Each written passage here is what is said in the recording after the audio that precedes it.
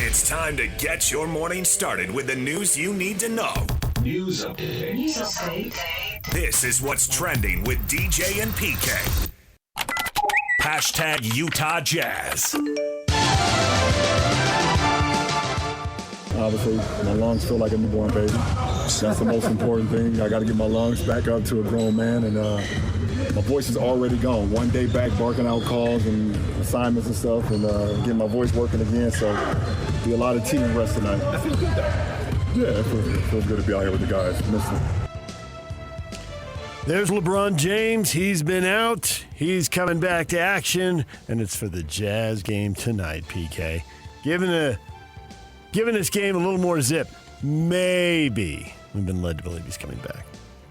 I suppose he could, before the game, say, no, not tonight, and nobody would make him go. You're familiar with that phrase, no, not tonight. Oh, no idea. No idea. Jazz are 5-8, and for people who want them to win more or don't want them to win more, keep an eye on the road games. They have been much better at home than on the road. We'll see if they can start figuring things out on the road. What did Frank say? I'm not telling you. Don't you mind your own business? Once you know what Frank says, I'll tell you. Yesterday I wanted you to know, so I told you. Jazz so far 1-5 on the road, 4-3 at home. Tip off tonight, 8:30. Coverage starts at the Zone on 7:30. DJ and PK. Hashtag NBA. 8-6. Davion loses the rock, but he loses it to where? He'll power up off Cat, get it in, and in one. Sixers ball. Maxey gets Harden, gets by him, throws it up. It's gone. He spun it up on Zubats and in. The Sixers have taken the lead. 95-94. The Rowley Towels are out force. Maxey with 36. The send out accepted by Vooch. In front to Herter. Rolling to his right. Say a Vooch. Topside open three. Bam! Big time shot, Vooch. And the Bulls lead by 4. A 2-possession lead for Chicago. And Chicago goes on to win the game. The Bulls beat the Denver Nuggets, who are off to a great start, but they give Denver their third loss of the year. Josh Giddey, 21 points, 14 rebounds for Chicago. Feel like he's having a breakout year or too small a sample size? No definitive statements to be made yet. I thought he did last year. Tyrese Maxey, 39 points. The Sixers hold off the Clippers, 110-108, the final. Also, the Thunder just keep doing what they do. They take apart the Pelicans, a really good team beating a really bad team, 126-109. The Pelicans are 2-12. Only Washington and Indiana have fewer wins, sitting on 1. And Oklahoma City, a sparkling 14-1, leading the NBA. The defending champs are flying out of the gate. NBA guys have a lot of injuries. A lot of stars sit. Here is today's list. The Spurs announced that Victor Wembanyama will miss at least 3 weeks with a calf strain. Could be out as many as 6 weeks. Bucks star Giannis Antetokounmpo left the game in the second quarter with a groin injury. He'll get an MRI today. Grizzlies guard Ja Morant will be out at least 2 weeks with a calf strain of his own. So there's some big names that people plunk down their money to see who are going to be sidelined for a while. Rats. DJ and PK. Hashtag college basketball. 13th ranked Gonzaga blasting Southern Utah 122-50 in Spokane. 10 Bulldogs in double figures in the rout. Utah hosts Purdue Fort Wayne at the Huntsman Center tonight, 7 o'clock on ESPN+. BYU dropped to 9 in new AP Top 25 poll after their 2-point loss to UConn on Saturday. Utes are hosting Purdue. Fort Wayne. Exactly. Purdue! Fort Wayne. Not as good as IUPUI. Remember that? Yeah, I do. What was the famous player? Was it Danny Green? They have one guy was in the NBA for a long time from there. Oh, I know who you're talking about. He played for the Jazz, didn't he? Did he? From Ooey Pooey? Ooey Pooey. Yeah. It wasn't Danny George Green. Hill? Was it George Hill? Yeah. I think it was George Hill. Yeah. I think you're right. George Hill, like country Good music. call. Big fan of Thomas Rhett. We used to exchange lyrics when I talked to him.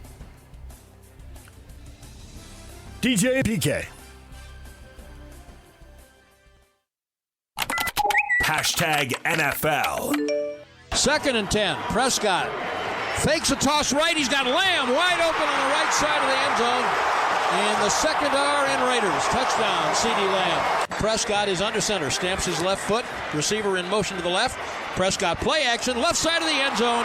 Right on the money to Ryan Flanoy. Touchdown, Cowboys. And the Dallas Cowboys dominate the Raiders. 4 touchdown passes for Dak Prescott.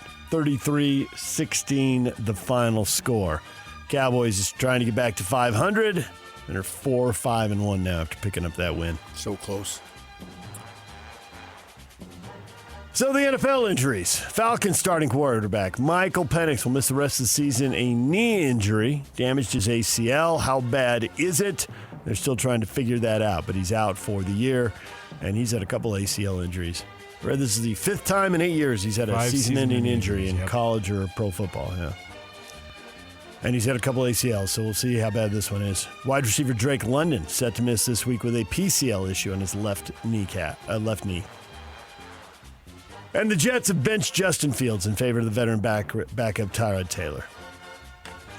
Wide receiver Jamar Chase has been suspended for a game without pay for spitting on the Steelers' Jalen Ramsey Sunday. Chase is appealing. If the suspension is upheld, he'll lose $448,333 in the game check, and another $58,823 in his per game active bonus. That's a little over $500,000 there. Hope it was worth it. That's nice of you. DJ PK. Hashtag college football. What would you say the main reasons are this team is underachieved? According to who? Well, even your preseason number one, I think most people would agree 3 losses is not achieving what you are capable of. I mean, I guess that's into who voted us number one, okay? What I think is that this team has competed their tail off, and we have an opportunity at the end of the regular season to do something that nobody's done since 2019, and that's beat 3 top 10 ranked teams in the regular season. The last team to do that was LSU with Joe Burrow. So have we been faced with a pretty difficult schedule? Have we been faced with high expectations? Sure, but that's why we came here, so we'll be okay. There's Steve Sarkisian on the preseason number 1 ranking and delivering on the high expectations. Little Stevie. So that's just somebody who ranked us. Mm-hmm. But we got a chance to beat 3 ranked top 10 teams. Isn't that just somebody who ranked them? Yeah, reframe the question, though, PK. Come on now. I don't want to talk about it. Well, somebody over here, somebody just ranked you. Yep. But over there, somebody just ranked them. Yep. But if you beat them, that's a big, big deal. Yep. I don't understand it. Well, it's different. The rankings, just somebody ranked them. Yep. And in the preseason, they weren't really that good. You can argue there's more to go on in the rankings now. Ohio State, who they didn't beat, but they did play, is sitting there number 1. They did beat, they lost to Georgia also. Yeah. It's the Florida loss that haunts them. They have played a hard schedule, but the Florida loss haunts them. And Florida, not ranked. I watched the game last week. If that doesn't haunt you, what's the point? Yeah. You're not very competitive. Georgia blew it open in the 4th quarter. Virginia Tech made the first big hire in this cycle. Former Penn State coach James Franklin, fired by the Nittany Lions. $49 million buyout has been renegotiated. The Nittany Lions now own $9 million. Which sounds super reasonable after you hear the $49 million. The sticker shock is still an enormous number, but obviously it's only about 20%. His deal with Penn State had the offset, obviously. It had the offset, and he knew he was going to get big money, so yeah, there you go. Michigan star running back Justice Haynes will miss the rest of the regular season with a foot injury that required surgery. He was leading the Big Ten before he sidelined the past 2 games with the injury. And a private capital plan that would have infused $2.4 billion into the Big Ten athletic departments has been paused as Michigan and USC push back. UC Investments, tied to the University of California Pension Fund, announced Monday it's going to wait for unity among the schools. So hold on to the old $2.4 billion there. DJ and PK. Hashtag NHL. Upstairs it goes. Sergachev, one-timer from Cooley, and he scores! Out of the slump and into the lead. Logan Cooley breaks a goalless drought and puts the Mammoth in front. It's 2-1. Keller knocked down. Ducks get to it. 8 seconds left. Here's Gauthier. He shoots. Tapped on goal, and they score. The Ducks tie it with 4 seconds left in the third, and the Ducks take it. Here they come up the ice. It's Killorn. Killorn lays it back. Seneca backdoor. They score. Anaheim comes all the way back to win it in overtime. Utah Mammoth have been good in overtimes. Now they've dropped 2 in a row here. They lose to the Ducks 3-2. Logan Cooley with the go-ahead goal put them up 2-1 midway through the third period. But you heard they scored there with seconds left. And then they lose in OT. I feel bad for Leanne Yamamoto. Because? Because it was Mom's night. They brought the moms there. I watched it on the only TV station I watch now, Channel 5. And they had a little thing. Your loyalties bought and purchased. Yeah, me and everybody else. I know, right? And they had a little thing on Channel 5. And it showed the moms, and they interviewed them a little bit. And I got to learn that Yamamoto's mother's name is Leanne. Back-to-back, coming off the overtime loss. They're in San Jose to play the Sharks. Puck drop at 8 o'clock. Coverage starts at 7 here on The Zone. DJ and PK.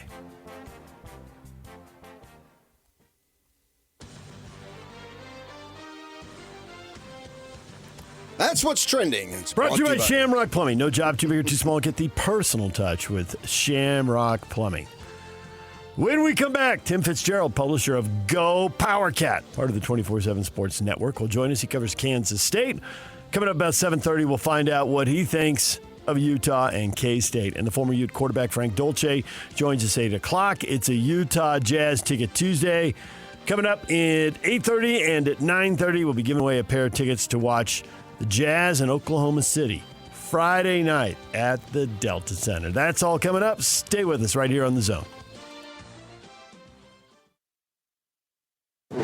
Whirls around and down. 97.5, the KSL Sports Zone is your exclusive home of the Utah Jazz. And we want to send you to the Delta Center to see the Jazz in action. Listen every Tuesday for the Jazz Ticket Tuesday Sounder at 30 past the hour, every hour, all day long. And if you're caller number 12, you'll be on your way to an upcoming game. Buy one, you'll get one free. It's Jazz Ticket Tuesday, every Tuesday throughout the NBA season on your radio home for the Utah Jazz. 97.5, the KSL Sports Zone.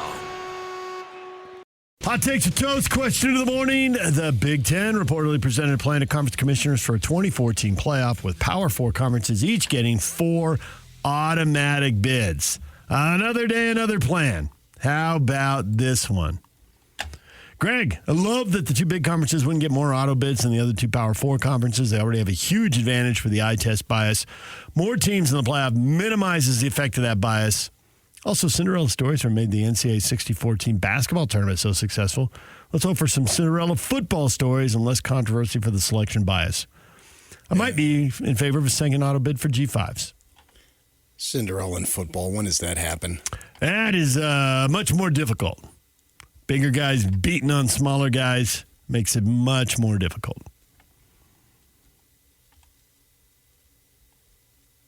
It just doesn't happen very often, so I don't know about that. That seems too many.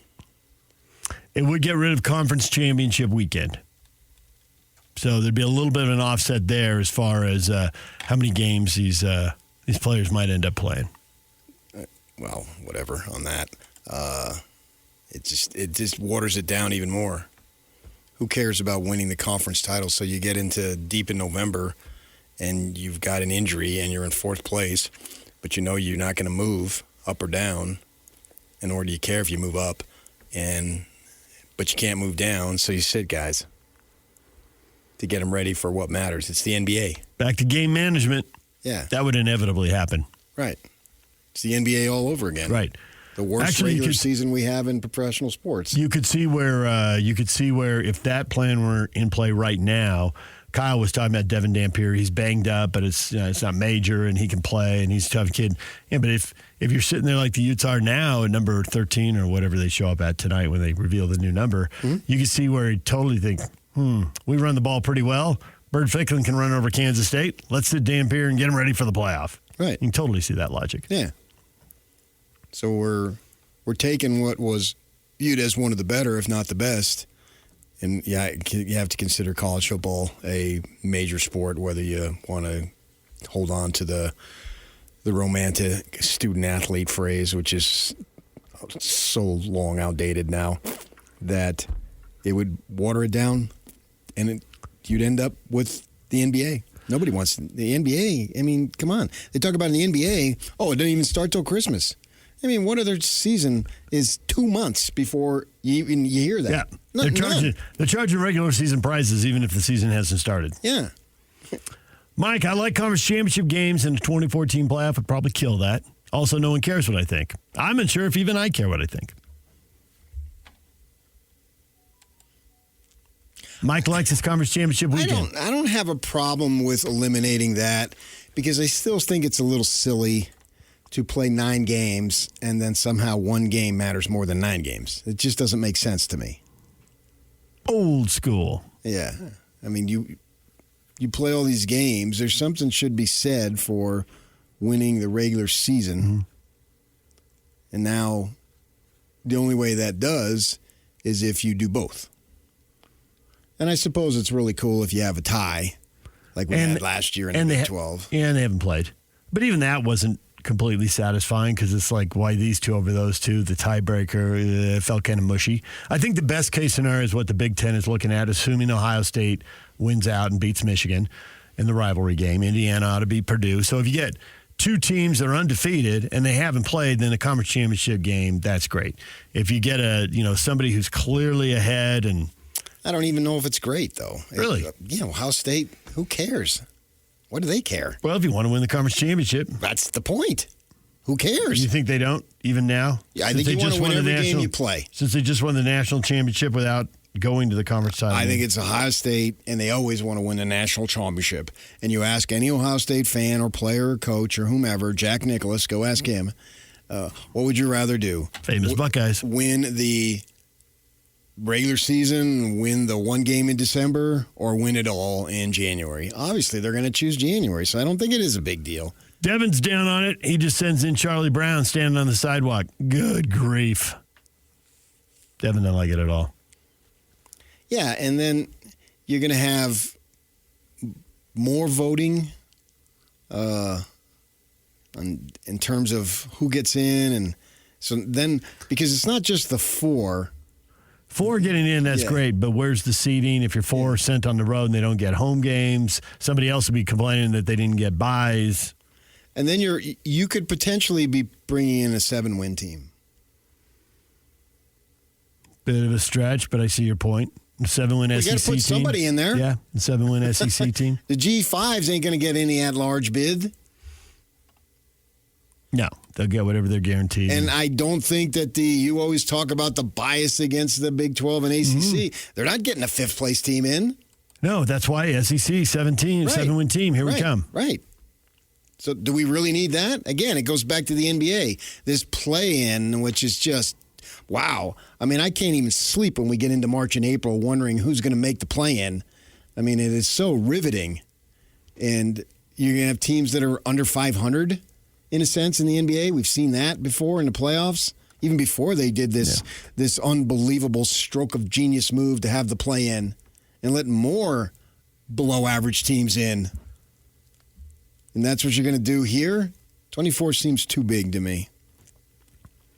It looks like right now there are 19 8-win teams. You looking at the standings? No. Looking at the rankings. It's quicker that way. Yeah, but they'll all get in. Right. I was wondering if there'd be 7-win teams this year. And I don't think so. I think but still, your point, okay, they're not 7-5, they're 8-4. Do you want 8-4 teams in the playoff? I mean, just move the number. Yeah. DJ PK, and it's time now to talk Utah and Kansas State. Covering the Kansas State Wildcats, Tim Fitzgerald joins us right now, the publisher of GoPowercat, part of 24/7 Sports. Tim, good morning. How are you boys doing? We're doing well this morning. How are you? I'm wonderful. I'm looking forward to a trip to Salt Lake City. I understand you've arranged decent weather for mid-November. Yeah, low 50s, sun out, take it. It'll be a beautiful day. Nice. Have you been out here before? Yeah, we came out last year for BYU, and I've actually been there for the NCAA tournament many years ago when K-State went to the Elite Eight. Oh, the stadium on a day game at Rice-Eccles from the press box, both sides, looking out the east and the west when the sun's shining is really spectacular. I can't wait to see it. I tell you what, long before Utah, the whole Pac-12 disintegration thing happened, I had a buddy send their daughter to Utah, and he went to games and said, "This is the most Big 12 stadium, not in the Big 12 I've ever been to." So I'm really looking forward to it. Interesting. The K-State season, how would you describe this so far? How are K-State fans describing this? Like a drunken adventure. You're probably going to wake up with scrapes and don't know what happened. It's been a disaster, and for matched against expectations, I think Utah fans can understand this. But what happened to Utah last year was kind of explainable with quarterback. It's been more difficult to explain for Kansas State. It's been a number of small injuries that have added up, but at the start of the season, there's no other way to describe this team than pathetic. They just were going through the motions, played with no energy. They rectified that with an off week and started playing better football, and then lo and behold, what did we see? Last Saturday at Stillwater, after their third bye week of the season, was another lackadaisical effort by the Wildcats, and they almost got beat by a horrific team, which they've already done this year with Army, and they got out of Stillwater with a win. They better come with a lot more energy, or this is going to get real ugly real fast next Saturday. Yeah, so after the game and then during this past week here already, Coach Chris Kleiman said something I thought was interesting, that they played "we can't lose" rather than, quote, "let's go out and try to win." So he thought there was pressure on them, and I assume that, to sum it up, it can be that they were tight for whatever reason that they shouldn't have been in terms of the pressure that they put on themselves, all right? Because pressure in that regard can only be something that you decide what is there or not. And nevertheless, they put it out there, and then they barely won, didn't look good in doing it. Well, the flip side here, you're a double-digit underdog. I mean, it's way up there. I think it's the highest in 3 or 4 years for this program. So shouldn't they, at that point, if that's going to be the attitude that when you're playing a crappy Oklahoma State team, the pressure to win, well, now you're playing a really good Utah team that's as hot as anybody, and you're not supposed to win, so they can come out and be loose and maybe do something? That's a good theory. I'll say this. I think the world of Chris Kleiman. I think he's a great football coach, but he's fallen into a bad habit this season of kind of giving his team a crutch to lean on. This is why they played bad. This is instead of just, holding them accountable fully for their own actions. The simple truth of this game is Kansas State's offensive line has been bad at times this year, including last Saturday, and that's not good against Utah. And the defensive line has given up rushing yardage. They've gone to a four-man front that is not fully adequately stocked on defensive tackles to do it. And going against Utah is another bad thing if you can't stop the run. So this is just it's turned into a really bad matchup with how these two teams are playing football at this point in time. Kansas State opened the season by going to Ireland, playing Iowa State week 0. A lot of us watched that game because there's so little football that weekend, and it was a Big 12 game. In retrospect, is that a good idea? What kind of impact does that have on the fan base and on the players for the season? Would you recommend doing something like that again?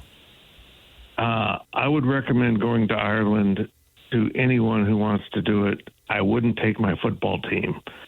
Look at Iowa State. They're struggling. I don't know what it is. It shouldn't be that big a deal, but maybe it's just that one more thing for a team in terms of the toll of a season. But, for K-State, they weren't good from the start, but that loss knocked them off course. Both coaches, Matt Campbell and Chris Kleiman, decided not to take an off week. They had been told, don't let your team just rest on it. You got to get them back on the field. Well, it was a disaster for K-State because they barely beat a mediocre North Dakota team. They lost to Army, and then they went to Arizona on a Friday night and lost that too. So you go to Ireland, you play Army, which is a difficult preparation, even when they're bad. The offense is tough to handle, and then you turn around and play Arizona on a short week. It was just a horrible convergence of things in the schedule. And once they took that off week, they started playing better football. They just really looked a lot better from that point on, and they're 4-3 in the conference despite all their problems. Jace Brown, their leading receiver, got injured last week. I believe he's done for the season. Yep. How big of a loss is that? Big. He was their only real home run hitter. And he did it almost every game lately. He'd find a way to get free, and he and Avery were always on the same page because they're roommates. The optimism for the offense coming into the season, was the fact that Avery Johnson had Jace Brown at receiver and Dylan Edwards at running back. Well, two of those three are now gone. Dylan Edwards was a distraction and disaster all season long, and he's now quit the team and entering the transfer portal. And Jace Brown's been incredible all season long, and now he's gone for the year too. So K-State's going to really have to find a way to generate some offense somehow, some way. And it's just not been a good offense even with those guys. The combination of K-State having problems with their run defense and Utah running the ball, and now these issues you're talking about on offense, what is the path for K-State to, A, compete in this game, and B, win? What does that look like? Because you're painting the picture for a rout here. Yeah, I am, and I'm afraid that's what's going to happen. Just because not only is Utah a great team, it's a great team that matches up poorly for K-State. But the path for K-State has been the same all year. It's just find a way to grind out enough offense, make some big plays, which becomes more difficult without Jace Brown, and create turnovers. They've been really good at turning the other team over. In fact, guys, they'd lose at Oklahoma State if it's not 5-1 in the turnover ratio, and that's all that bailed K-State out. A few big plays on defense, but they've got to get the opposing team to make some mistakes, and they've been pretty good about pressuring them into those mistakes. But those are typically throwing teams and not running teams, because that becomes a whole new layer of a challenge for Kansas State. Quarterback Avery Johnson, a lot of experience, but the question I pose, has he regressed, progressed, or stayed the same? It's hard to say that. He's progressed in some ways, and certainly as a runner, he's regressed. It's almost like they gave him too much to think about instead of just going to go play and tuck the ball and run when I need to. Play on instincts. He's been told that you can't get injured, you can't do this, you got to be careful with that, and he kind of runs that way. I mean, this is a guy that runs a 4.3. He can turn on the jets, but every time he tucks the ball, he almost looks hesitant. And you can't play football that way. You can't play any sport that way. You got to just let your instincts take over. I think when Avery just plays football, he's pretty darn good. When he gets to thinking too much and got too many voices in his head, coaches and fans and parents and all that, it really bogs him down. There's been a discussion here about BYU and Utah, and should they play on rivalry weekend at the end of the season, which they did in the WAC and Mountain West days. They didn't do it when Utah was in the Pac-12 and independent. Now the Big 12, it looks like they need big TV games earlier in the season. It's been moved to get away from the crush of all the rivalry games. Do people in Kansas care about Kansas and Kansas State playing early? They have any feeling on that issue or any insight into it? No. I mean, they've played late. They've played early. K-State's won 17 years in a row, so they could probably play on the moon right now and K-State would win. My thought with the Big 12 is, and they're exactly right, you need to make the most of your rivalry games, is I think the Big 12 should go to a rivalry of the week and literally have it as as noted as a game. Because you got Iowa playing Iowa State, you can come up with non-conference games that fit that bill too, and kind of hype it up for TV purposes, because there are some great rivalries in this conference, and they're not always set by state borders, unlike what the ADs did in voting not to protect other rivalries. That BYU and Utah and KU K-State are two of the few protected rivalries in this conference. And I think they need to play up all those other ones, too. I think they made a grave mistake with how they set up the schedules and how they're promoting some of these games. Last time Kansas State was a double-digit underdog was 2022, and it was on the road, and Kansas State upset number 6 Oklahoma. If it happened once, why can't it happen again? And K-State always did that kind of stuff to Oklahoma. It was got to be pretty entertaining. There was just something about that matchup, and I think it was as much anything as Kansas State was in Oklahoma's head at some point. It was a crazy matchup, and K-State will forever be able to say they won their last game with Oklahoma in a similar fashion. They went down there and people didn't expect them to win, and they did. So. I think it doesn't happen because Kyle Whittingham is a nuts and bolts football coach, a Bill Snyder type, and they're in the same classification as elite, where they don't miss the little things. And when you play really foundational football, it makes it harder to get upset. I don't expect Utah to turn the ball over. That's not their character, and that's what opens the door to an upset quite often. Well, I think we've got your pregame prediction pretty much nailed down here, Tim. I think we figured out what you're looking for, what you're thinking. Yeah, if I was a betting man, I'd be betting on Utah. This reminds me of the Texas Tech game. When Tech rolled in, I was trying to tell fans, this not only is a really good Tech team, this is a bad matchup. This offensive line is not going to be able to handle the D-line. Now, K-State actually played really well for 3.5 quarters. I think Utah can understand how that works against Tech. All heck broke loose here late in the game, and Utah's equally a bad matchup, not only because of what they do, but being on the road. K-State has lost. I just saw a stat. It was really interesting. K-State has lost almost every game to a team with a winning record in the Big 12 over the last 3 years. They've been beating all the teams they should beat, losing to the teams that they can beat. And so I think it'll be really shocking to me if K-State wins. It'll be maybe equally shocking if K-State plays within the score. Tim, we appreciate the time. Thanks for joining us, and continue on with your glorious day. Okay, thank you, boys. All right, Tim Fitzgerald, publisher of GoPowercat, part of 24/7 Sports. Limited on offense. Don't match up to the run game. Yeah, that's my kind of world. No hope. No hope. You really got into that, huh? I always thought of yourself as a Jersey guy, but K-State really all resonates. hope who enter here.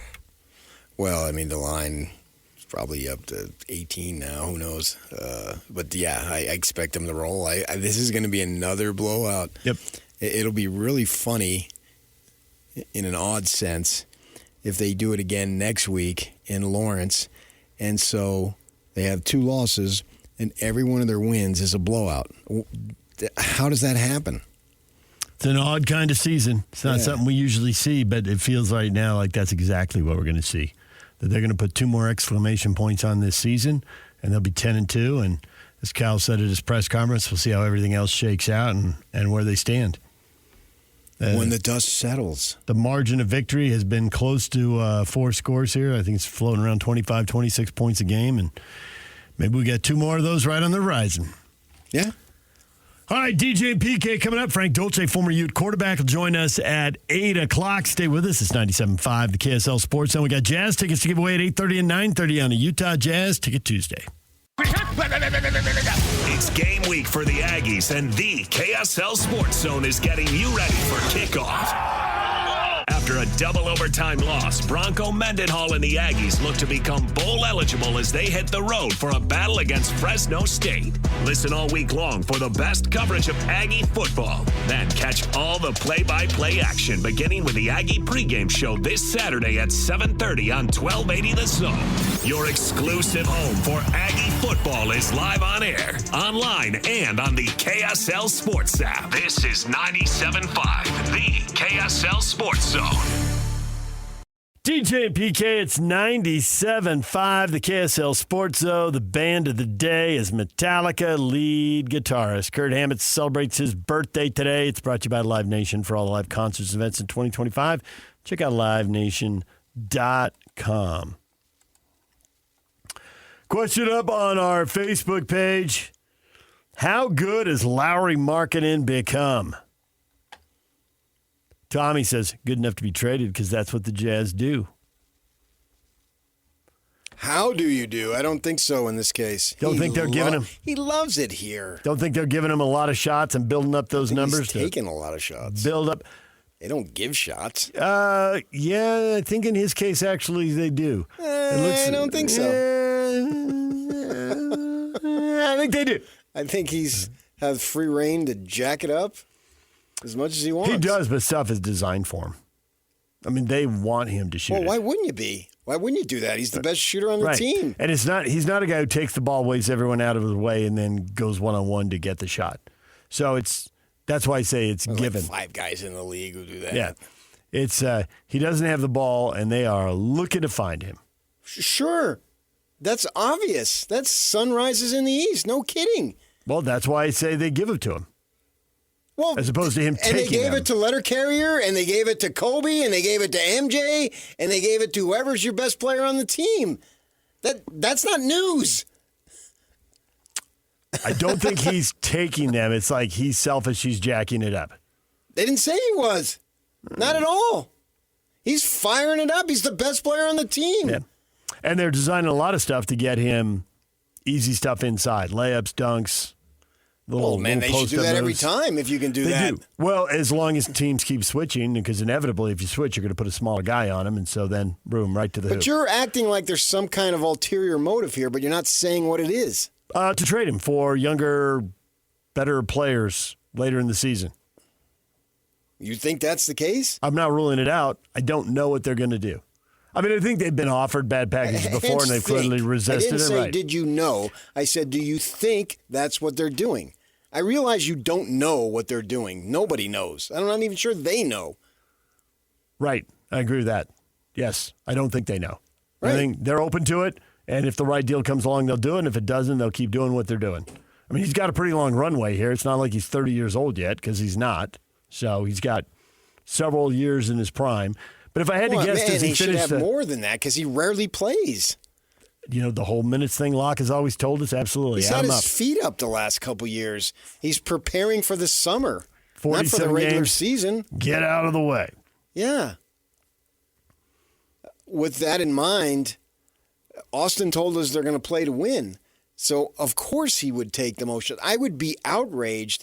It would be malpractice by the authorities in the Jazz management that didn't have it, that allowed it to allow somebody else to take more shots than him. That would be a crime against humanity. That would be what Will Hardy said yesterday or Sunday about the ball boy incident. Nice. I put that together. I follow you there. He must take the most shots. He's their best player. Bleep and bleep bleep. That's what that is. Yeah, it would be. No, I mean, you're not talking about every single game, but the large majority of it. Very large majority of them, yeah. He's a really good Mark player. just turns and walks away. Uh-oh. So the violation is what? Delay of game? I could read those lips. You didn't need to read him. You can hear him. He did not agree with the call. Let me say that. So. Good job by Bowler laying out and just letting the Nat Mikes carry it right there. Let it go. Let's try to figure out what the heck it just. Those lips. Try to figure out what happened. They were in a replay, and all of a sudden there's a T. Because we've never seen anything like that. No, we haven't. So, and they sit them way up high. They're at the so top they're not of down below. I know, and they're trying to they figure have out. somebody else sit down below to do what? I don't understand, but that's just me. What do I know? And the people who talk the most are sitting up top. Hey, what do I know? So there's always a little delay in figuring out what's going on. Yeah. I mean, that's something's happening. What's happening? How are they supposed to know sitting that far away?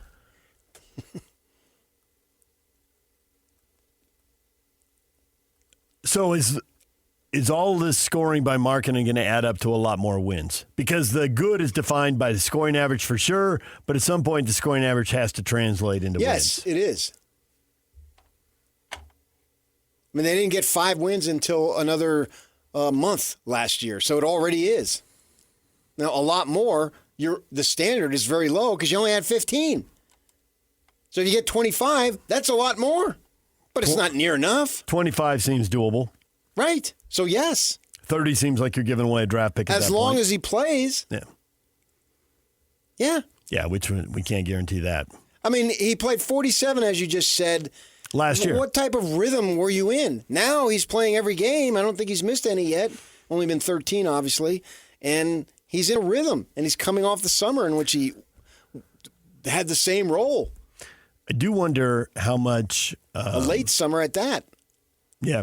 I do wonder how much his ability to get these layups and dunks is impacted because with Kessler not on the floor and not having the numbers on these, maybe are they seeing more small lineups? And does that give him a chance to get more layups and dunks? You know, if Kessler's out there and if he's in the dunk spot and now there's more help available, maybe they wouldn't be running the offense exactly the same way. So I think that's one thing that's out there. And I think the thing that he played so well in the summer and that he played so much in the summer, maybe he's a little ahead of the curve of guys who are working their way into the season. So is this sustainable? Does he run out of gas later in the year or not? I don't know how that'll play out. I think those are a couple factors to watch. On this team, if he plays, he produces. Yeah, that's what we've seen since he came here. And I You're think right. that'll be the same for as long as he's there. I think that last year is probably the year where he produced the least, even in the 47 games he played. And to your point about momentum, and I also think that it was a lost season. He could see the handwriting on the wall, and it is a little hard to get yourself. Every season since he's been here has been lost. Yeah, but last year especially so. I agree the with tank was more apparent. Obvious. And, you know, Sure. No question. If he wouldn't be human if he didn't walk around occasionally thinking, what are we doing here? You know? And here it's like, okay, we're not very good, but we're at least trying to win. I don't want to hear that. The checks don't I bounce. get it. Yeah, You're making get it. millions. Yeah. What's he making in Finland on that stuff? Not this. He's out balling. Right. Your job, if they'll let you play, is to ball. Yeah. I mean, he should be jacking up threes. He's shooting 39%, something like that. I looked it up the other day. This guy's an incredible shooter. Yep. All his numbers are awesome. Travis says, start of a new season, and he's very frustrated about last season, but I'm sorry. Lauri to me isn't someone who will lead you to the promised land. He could be a perfect, tremendous centerpiece, but I've never seen superstar written on him. I don't know that we're talking about that, though. Well, how good has Lauri become? So Travis says not superstar, not all NBA. But there's so few superstars. 15 all NBA guys. Can he play his way into the top 15 in the league? No, because they won't win enough. Yeah. But is his skill level? I can argue, and I'd have to see who's there when we get there in May. But he's just a very good player. There's really no other way to say it. And he's never played in a playoff game. And, okay, so I remember Locke came on several years back, and he used the example of Tony Campbell in Minnesota, who was putting up numbers on a crappy team. Mm-hmm. Well, he seems better than Tony Campbell. Agreed. How much better? A fair amount. DJ PK, when we come back, Frank Dolce talking Ute football. Stay with us right here on The Zone.